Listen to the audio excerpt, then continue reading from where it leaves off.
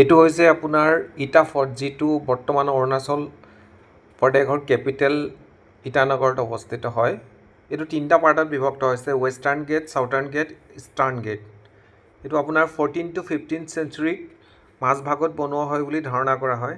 Ramchandra capital মায়ানগৰ আছিলে এটা সময়ত, আৰু কোৱা যায় যে চুতীয়া কিংডম অসমৰ 11 পৰা 16 চেঞ্চুৰীৰ মাজভাগত তেখেতসকলেও ৰাজত্ব কৰাৰ কিছু উমান পোৱা যায়।